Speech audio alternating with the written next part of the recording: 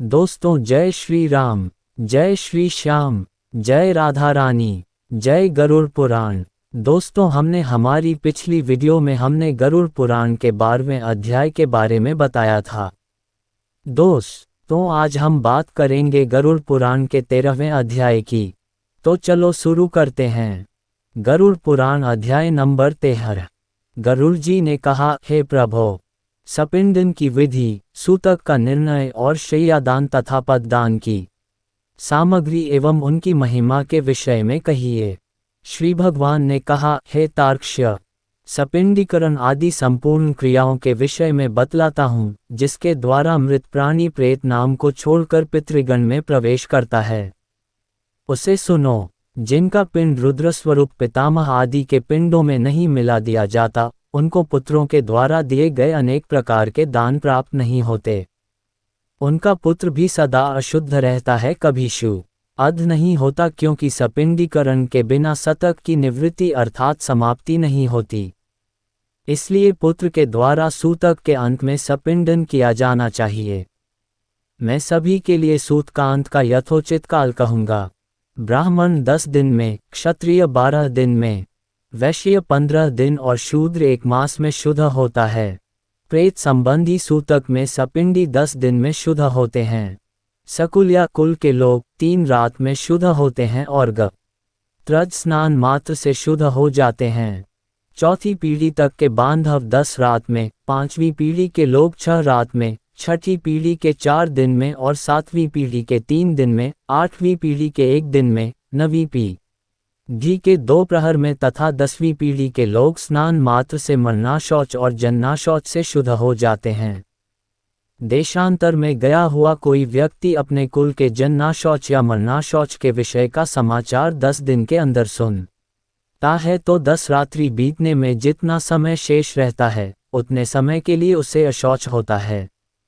10 दिन बीत जाने के बाद और 1 वर्ष के पहले तक समाचार मिलने पर 3 रात तक अशौच रहता है। संवत्सर अर्थात 1 वर्ष बीत जाने पर समाचार मिले तो स्नान मात्र से शुद्धि हो जाती है। मरना शौच के आदि के 2 भागों के बीतने के पूर्व अर्थात 6 दिन तक यदि कोई दूसरा अशौच आ पड़े तो आद्य अशौच की निवृत्ति के साथ ही दूसरे अशौच की भी निवृत्ति अर्थात शुद्धि हो जाती है। किसी बालक की दांत निकलने से पूर्व मृत्यु होने पर सद्य अर्थात उसके अंतिम संस्कार के बाद स्नान करने पर, चूडाकरण अर्थात मुंडन हो काने पर 1 रात, व्रतबंध होने पर 3 रात और व्रतबंध के पश्चात मृत्यु होने पर 10 रात का अशौच होता है। जब किसी भी वर्ण की कन्या की मृत्यु जन्म से लेकर 27 मास की अवस्था तक हो जाए तो सभी वर्णों में समान रूप से सद्य अशौच की निवृत्ति हो जाती है। इसके बाद वागदान पर्यंत 1 दिन का और इसके बाद अथवा बिना वागदान के भी सयानी कन्याओं की मृत्यु होने पर 3 रात्रि का अशौच होता है, ये निश्चित है। वागदान के अनंतर कन्या की मृत्यु होने पर त्रिकुल और वरकुल दोनों को 3 दिन का तथा कन्यादान हो जाने पर केवल पति के कुल में अशौच होता है। 6 मास के अंदर गर्भस्राव हो जाने पर जितने माह का गर्भ होता है, उतने ही दिनों में शुद्धि होती है। इसके बाद अर्थात 6 माह के बाद गर्भस्राव हो तो उस स्त्री को अपनी जाति के अनुरूप अशौच होता है। गर्भपात होने पर सपिंड की सद्य स्नानोत्तर शुद्धि हो जाती है। कलियुग में जन्ना शौच और मरना शौच से सभी वर्णों की 10 दिन में शुद्धि हो जाती है। शास्त्र का निर्णय है। मरना शौच में आशीर्वाद, देव पूजा, प्रत्युत्थान, आगंतुक के स्वागतार्थ उठना, अभिवादन, पलंग पर शयन अथवा किसी अन्य का स्पर्श नहीं करना चाहिए। इसी प्रकार मरना शौच में संध्या, दान, जप, होम, स्वाध्याय, पितृतर्पण, ब्राह्मण भोजन तथा व्रत नहीं करना चाहिए। जो व्यक्ति सूतक में नित्य नैमित्तिक अथवा काम्य कर्म करता है, उसके द्वारा पहले किए गए नित्य नैमित्तिक आदि कर्म विनष्ट हो जाते हैं। व्रती, मंत्रपूत, अग्निहोत्री, ब्राह्मण, ब्रह्मनिष्ठ, यति और राजा इन्हें सूतक नहीं लगता। विवाह, उत्सव अथवा यज्ञ में मरना शौच हो जाने पर उस शौच की प्रवृत्ति के पूर्व बनाया हुआ अन्न भोजन करने योग्य होता है, मनु ने कहा है। सूतक ना जानने के कारण जो व्यक्ति सूतक वाले घर से अन्नादि कुछ ग्रहण करता है वह दोषी नहीं होता, किंतु याचक को देने वाला दोष का भागी होता है। सूतक को छिपाकर ब्राह्मण को अन्न देता है, वह दाता तथा सूतक को जानकर भी जो ब्राह्मण सूतकान का भोजन करता है वे दोनों ही दोषी होते हैं। इसलिए सूतक से शुद्धि प्राप्त करने के लिए पिता का सपिंडन श्राद्ध करना चाहिए, तभी वह मृतक पितृगणों के साथ पितृलोक में जाता है। तत्वदर्शी मुनियों ने 12वें दिन 3 पक्ष में 6 मास में अथवा 1 वर्ष पूर्ण होने पर सपिंडीकरण करने के लिए कहता हूँ। कलियुग में धार्मिक भावना के अनित्य होने से, पुरुषों की आयु क्षीण होने से और शरीर की अस्थिरता के कारण 12वें दिन ही सपिंडीकरण कर लेना प्रशस्त है। गृहस्थ के मरने पर व्रत बंध, उत्सव आदि, व्रत, उद्यापन तथा विवाहादि कृत्य नहीं होते। जब तक पिंड मेलन नहीं होता अर्थात पितरों में पिंड मिला नहीं दिया जाता या सपिंडीकरण श्राद्ध नहीं हो जाता, तब तक उसके यहाँ से भिक्षु भिक्षा भी नहीं ग्रहण करता, अतिथि उसके यहाँ सत्कार नहीं ग्रहण करता और नित्य नैमित्तिक कर्मों का भी लोप रहता है। कर्म का लोप होने से दोष का भागी होना पड़ता है, इसलिए चाहे निर्गुणिक हो या सार्वजनिक अग्निहोत्री 12वें दिन सपिंडन कर देना चाहिए। सभी तीर्थों में स्नान आदि करने और सभी यज्ञों का अनुष्ठान करने से जो फल प्राप्त होता है वही फल 12वें दिन सपिंडन करने से प्राप्त होता है। अतः स्नान करके मृतावस्था में गोमे से लेपन करके पुत्र को शास्त्रोक्त विधि से सपिंडन श्राद्ध करना चाहिए। पाद्य, अर्घ्य, आचमनीय आदि से विश्व देवों का पूजन करे और असद्गति के पितरों के लिए भूमि में विकिर देकर हाथ पांव धोकर पुनः आचमन करें, तब वसु, रुद्र और आदित्य स्वरूप पितामह तथा प्रपितामह को क्रमशः एक एक अर्थात 3 पिंड प्रदान करें और चौथा पिंड मृतक को प्रदान करें। चंदन, तुलसी पत्र, धूप दीप, सुंदर भोजन, तांबूल, सुंदर वस्त्र तथा दक्षिणा आदि से पूजन करें। तदनंतर सुवर्ण की शलाका से प्रेत के पिंड को 3 भागों में विभक्त करके पितामह आदि के पिंडों में पृथक पृथक उसका मेलन करें, अर्थात एक भाग पितामह के पिंड में, दूसरा भाग प्रपितामह के पिंड में तथा तीसरा भाग व अध प्रपितामह के पिंड में मिलाएं। हे तार्क्ष, मेरा मत है कि माता के पिंड का मेलन पितामही आदि के पिंड के साथ और पिता के पिंड का मेलन पितामह आदि के पिंड के साथ करके सपिंडीकरण श्राद्ध संपन्न करना चाहिए। जिसके पिता की मृत्यु हो गई हो और पितामह जीवित हो, उसे प्रपितामहादि पूर्व पुरुषों को 3 पिंड प्रदान करना चाहिए और पितृपिंड को 3 भागों में विभक्त करके प्रपितामह आदि उन्हीं के साथ मेलन करें। माता की मृत्यु हो जाने पर पितामही जीवित हो तो माता के सपिंडन श्राद्ध में भी पितृ सपिंडन की भांति प्रपितामही आदि में मातृपिंड का मेलन करना चाहिए, अथवा पितृपिंड को मेरे पिंड विष्णु जी के में और मातृपिंड को महालक्ष्मी पिंड में मिलाएं। पुत्रहीन स्त्री का सपिंडनादि श्राद्ध उसके पति को करना चाहिए और उसका सपिंडीकरण उसकी सास आदि के साथ होना चाहिए। एक मतानुसार विधवा स्त्री का सपिंडीकरण पति, श्वशुर और वृद्ध श्वशुर के साथ करना चाहिए। हे तार्क्ष, यह मेरा मत नहीं है। विधवा स्त्री का सपिंडन पति के साथ होने योग्य है। हे काश्यप, यदि पति और पत्नी एक ही चिता पर आरूढ़ हुए हों तो तृण को बीच में रखकर शवसुरादि के पिंड के साथ स्त्री के पिंड का मेलन करना चाहिए। एक चिता पर माता पिता का दाह संस्कार किए जाने पर एक ही पुत्र पहले पिता के उद्देश्य से पिंडदान करके स्नान करे, तदनंतर अपनी सती माता का पिंडदान करके पुनः स्नान करे। यदि 10 दिन के अंतर्गत किसी सती ने अग्नि प्रवेश किया है तो उसका शय्यादान और सपिंडन आदि कृत्य उसी दिन करना चाहिए जिस दिन पति का किया जाए। हे गरुड़, सपिंडीकरण करने के अनंतर पितरों का तर्पण करे और इस क्रिया में वेद मंत्रों से समन्वित स्वधाकार का उच्चारण करे। इसके पश्चात अतिथि को भोजन कराएं और हंतकार प्रदान करें।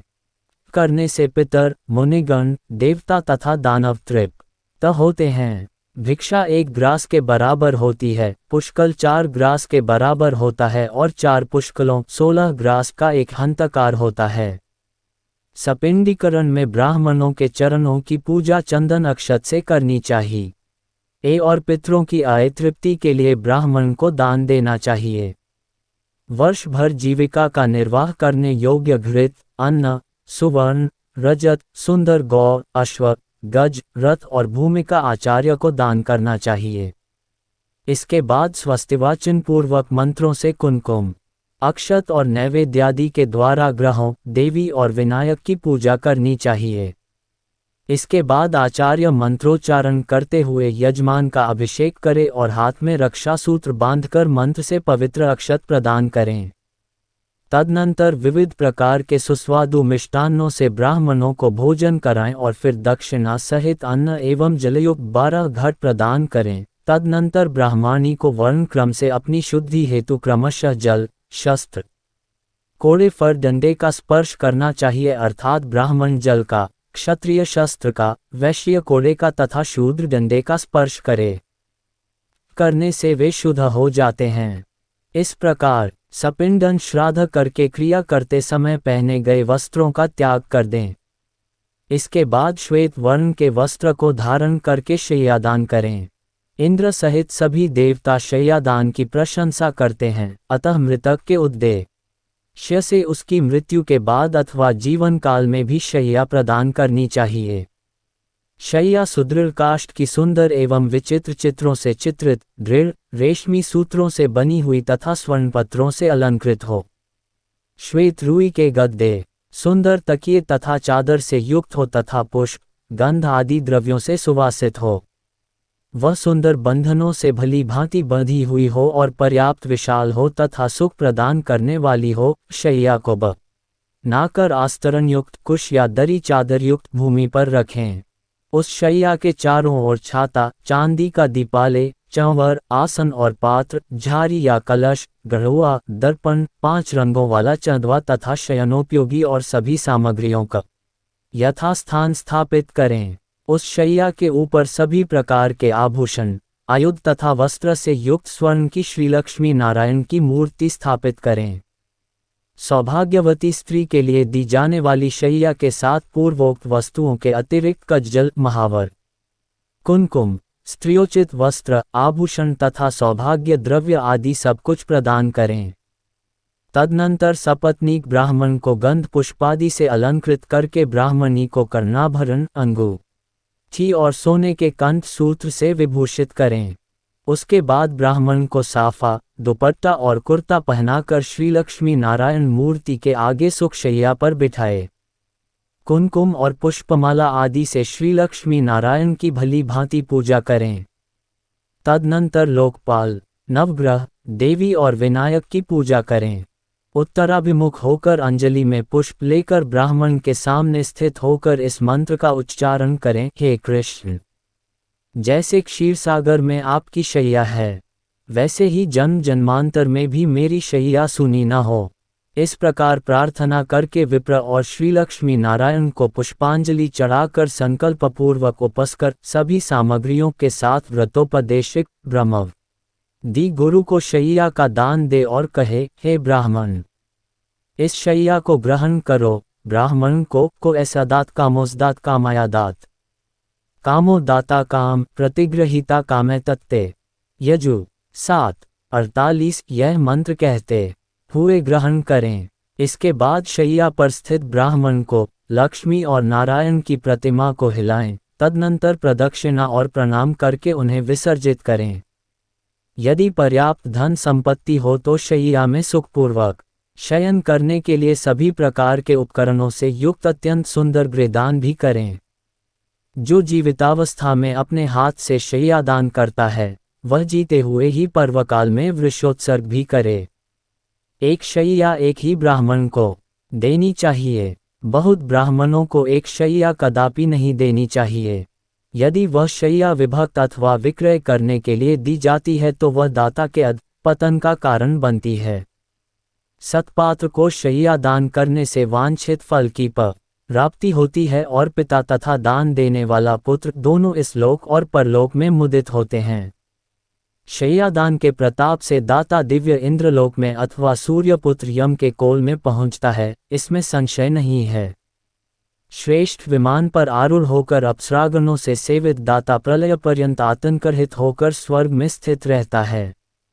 सभी तीर्थों में तथा सभी पर्व दिनों में जो भी पुण्य कार्य किए जाते हैं, उन सभी से अधिक पुण्यश ययादान के द्वारा प्राप्त होता है।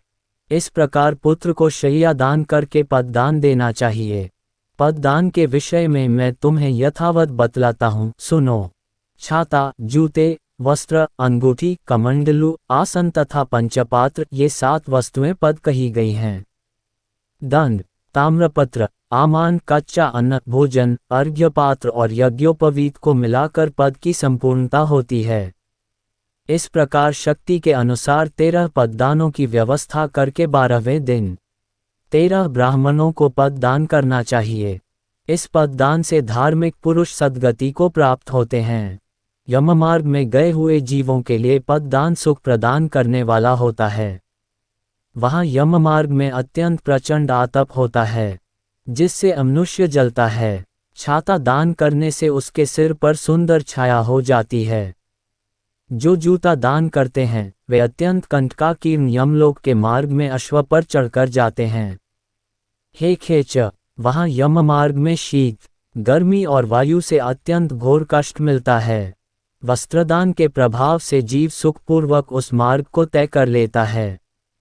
यम के मार्ग में महाभयंकर और विकराल तथा काले और पीले वर्ण के यमदूत मुद्रिका प्रदान करने से जीव को पीड़ा नहीं देते हैं। कमंडलू का दान करने से अत्यंत धूप से परिपूर्ण, वायुरहित और जलविहीन यममार्ग में जाने वाला वह प्यासा जीव प्यास लगने पर जल पीता है।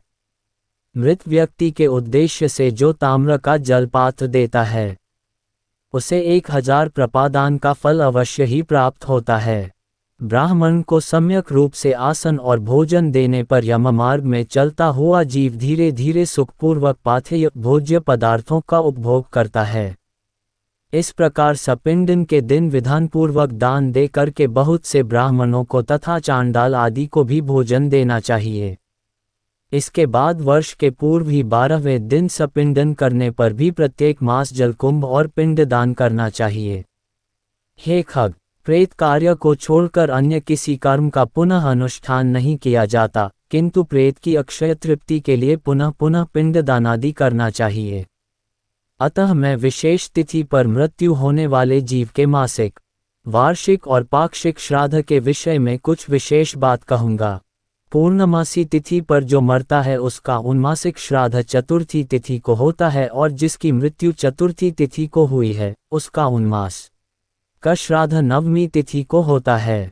नवमी तिथि को जिसकी मृत्यु हुई है उसका उन्मासिक श्राद्ध रिक्ता तिथि चतुर्दशी को होता है। इस प्रकार पाक्षिक श्राद्ध 20वें दिन करना चाहिए। यदि एक ही मास में 2 संक्रांतियां हों तो 2 महीनों का श्राद्ध मलमास में ही करना चाहिए। यदि एक ही मास में 2 मास हों तो उस मास के ही वे दोनों पक्ष और वे ही 30 तिथियां उन दोनों महीनों की मानी जाएगी। मलमास में पड़ने वाले उन दोनों मासों के मासिक श्राद्ध के विषय में विद्वानों को यह व्यवस्था सोचनी चाहिए कि श्राद्ध तिथि के दिन पूर्वार्ध में प्रथम मास का श्राद्ध करें और द्वितीयार्ध में दोपहर के बाद दूसरे मास का श्राद्ध करें। हे खग, संक्रांति रहित मास मलमास में भी सपिंडीकरण तथा मासिक और प्रथम वार्षिक श्राद्ध करना चाहिए। यदि वर्ष पूर्ण होने के मध्य में अधिमास आता है तो 13 महीने पूर्ण होने के अनंतर प्रेत का वार्षिक श्राद्ध करना चाहिए। संक्रांति रहित मास में पिंड रहित श्राद्ध आम श्राद्ध और संक्रांति युक्त मास में पिंड युक्त श्राद्ध करना चाहिए। इस प्रकार प्रथम वार्षिक श्राद्ध को मलमास तथा उसके बाद आने वाले शुद्ध धमास 13वें मास दोनों ही मासों में करना चाहिए। इस प्रकार वर्ष पूर्ण होने पर वार्षिक श्राद्ध करना चाहिए और वार्षिक श्राद्ध की तिथि को विशेष रूप से ब्राह्मणों को भोजन कराना चाहिए। 1 वर्ष पूर्ण हो जाने पर श्राद्ध में हमेशा 3 पिंड दान करना चाहिए। एकोद्दिष्ट श्राद्ध नहीं करना चाहिए, करने वाला पितृघातक होता है। तीर्थ श्राद्ध, गया श्राद्ध तथा गजछाया योग में युगादि तिथियों तथा ग्रहण में किया जाने वाला पितृश्राद्ध वर्ष के अंदर नहीं करना चाहिए। हे खगेश्वर, पितृभक्ति से प्रेरित होकर के पुत्र को 1 वर्ष के अनंतर ही गया श्राद्ध करना चाहिए।